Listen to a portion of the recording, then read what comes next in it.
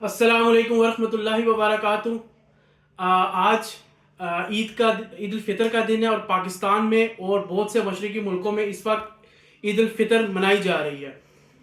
आप YouTube channel देख रहे हैं, मैं हसन आरिफ हूँ। नाज़रीन कराम, बहुत बड़ी बड़ी डेवलपमेंट जो है वो इस खिते में इस वक्त देखने को मिल रही हैं।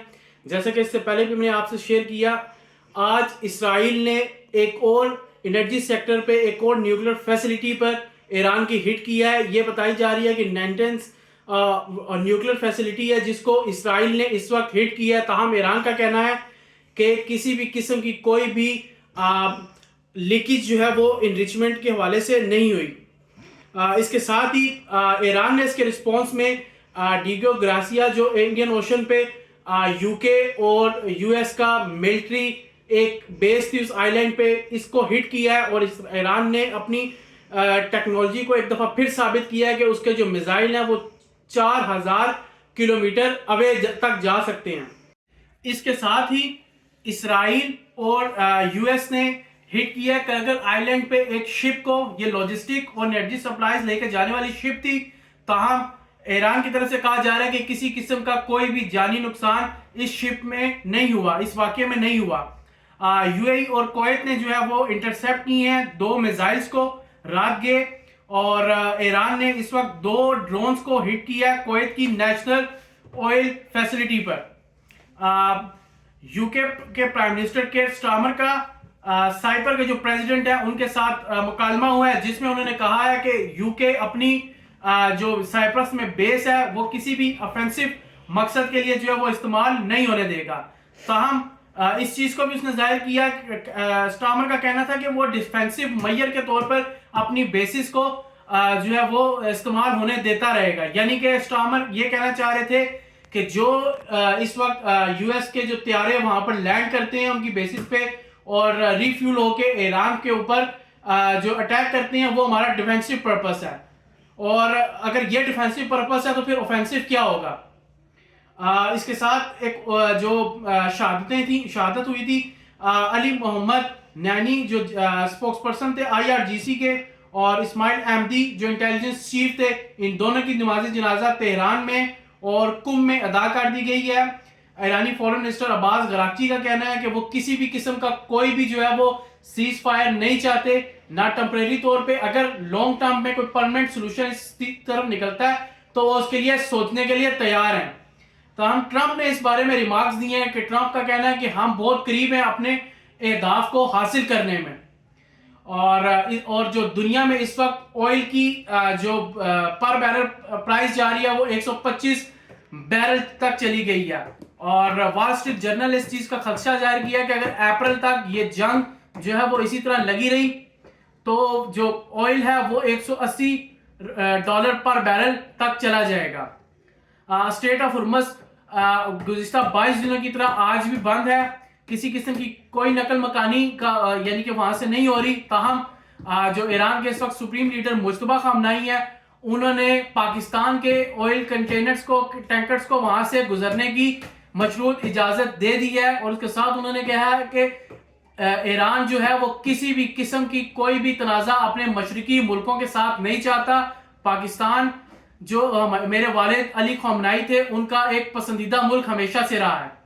बांग्लादेश ने जो है वो लोन का मुतालबा किया है कि उन्हें मल्टी बिलियन डॉलर्स चाहिए अपनी इस ये जो एनर्जी का बहरान पूरी दुनिया में है इससे बचने के लिए। और इमरान खान से मुतालिक एक खबर है कि इमरान खान साहब को इस वक्त जो है वो ईद की नमाज नहीं पढ़ने दी गई अडियाला जेल में। और ये कहा गया कि सिक्योरिटी रीजंस की बिना पर इमरान खान साहब को अडियाला में नमाज ईद नहीं पढ़ने दी गई। अब नाजरीन, हुकूमत की तरफ से ताहिर अशरफी टाइप जो मौलवी हैं वो सामने आ रहे हैं, वो बयानबाजी कर रहे हैं कि ये ईरान जो है वो अपने हमसाया मुल्कों अरबों पर हमला क्यों कर रहा है, और इस जंग को जो है वो शिया और सुन्नी में डिवीजन की जो एक वॉर है उसको इस तरीके से पोर्ट्रेट किया जा रहा है पाकिस्तान में।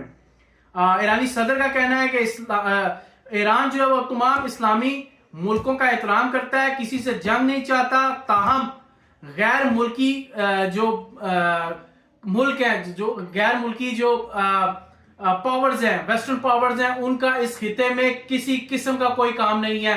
किसी किस्म की कोई भी यूएस की बेस हो या कुछ भी, हम इस चीज को, वेस्टर्न अलायंस को इस खिते में किसी किस्म की एक्सेप्ट नहीं करेंगे।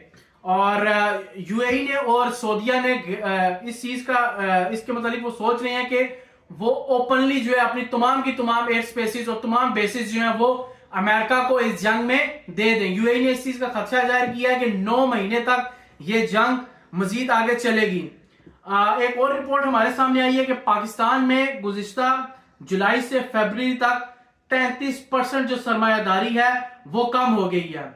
और अमेरिका ने अलाउ किया है ईरान को कि वो इस वक्त अपने जो भी ऑयल उसका इस वक्त समुद्र में मौजूद है वो तमाम का तमाम दूसरे ममालिक को वो बेच सकता है। इससे पहले 90 की दिहाई से लेकर अब तक अमेरिका ने जो ईरान का ऑयल था उस पर पाबंदी आयद की हुई थी, उस पर सैंक्शंस थी, किसी मुल्क को वहां से ऑयल खरीदने की इजाजत नहीं थी। लेकिन आज अब अमेरिका इस ऑयल क्राइसिस से बचने के लिए पूरी दुनिया में जो फैल रहा है इसको से अपने आप को बचाने के लिए और दुनिया को बचाने के लिए इस चीज का ईरान को कह रहा है कि आप अपना तेल जो है वो दुनिया में बेच सकते हैं।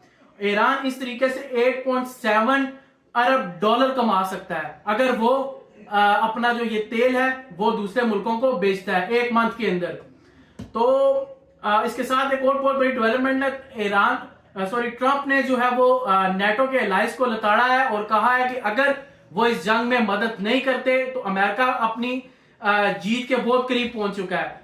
ट्रंप को इस वक्त या अमेरिका को इस वक्त नेटो की कोई जरूरत नहीं। अब ट्रंप अपनी नजरें जो है वो इस वक्त ग्रीन आइलैंड पे लगाए बैठा है। इससे पहले भी जब ट्रंप ने ग्रीन आइलैंड पे कब्जे की बात की थी तो पूरा यूरोप ट्रंप के खिलाफ हो गया था। ट्रंप का कहना है कि अमेरिका ने इटसेल्फ जो है वो नेटो को बहुत अरसे से जो है फंड किया, लेकिन नेटो का आज हमें जरूरत पड़ने पर किसी किस्म का कोई फायदा नहीं हुआ।